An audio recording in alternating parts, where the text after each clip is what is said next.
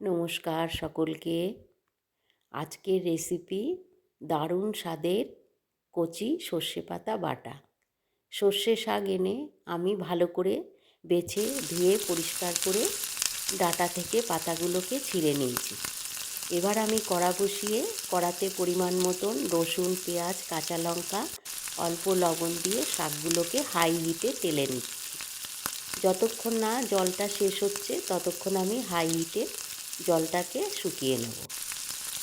আপনারা কোথা থেকে ভিডিওটা দেখছেন অবশ্যই কমেন্ট করে জানাবেন।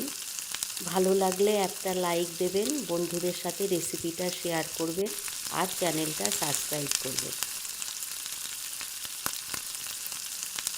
যারা পেঁয়াজ রসুন খান না তারা কালো জিরে দিয়ে দেবেন বাটার সময়।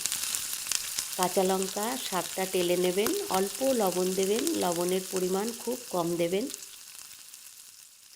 সমস্ত শাকগুলোকে টেলে নিয়েছি, এবার আমি শিলে বেটে নেব। আপনারা এখানে শিলের পরিবর্তে মিক্সিতেও বেটে নিতে পারবেন। আমি এখানে ভুল করে দুবার লবণ দিয়ে দিয়েছি, আপনারা একবারই লবণ দেবেন। আমার লবণের পরিমাণটা বেশি হয়ে গিয়েছিল। পুরো ভিডিওটা দেখার জন্যে আপনাদেরকে অসংখ্য ধন্যবাদ জানালাম।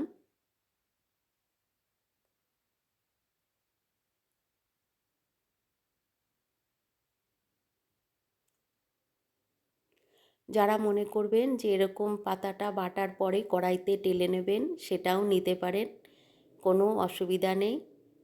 কড়াইতে একটুখানি টেলে নিয়ে তারপরে তেলটা, কাঁচা তেলটা দিয়ে খাবেন, খুব ভালো লাগে। যারা কোনো দিন খাননি তারা আমার কথা অনুযায়ী একদিন খেয়ে দেখুন, খুব চমৎকার লাগে। তরকারি পছন্দ না হলে এই পাতা দিয়ে এক থালা ভাত খেয়ে নেওয়া যাবে। আর যারা খান তারা তো জানেন, হয়ে গেছে পাতাটা বাটা। ভালো থাকবেন সকলে।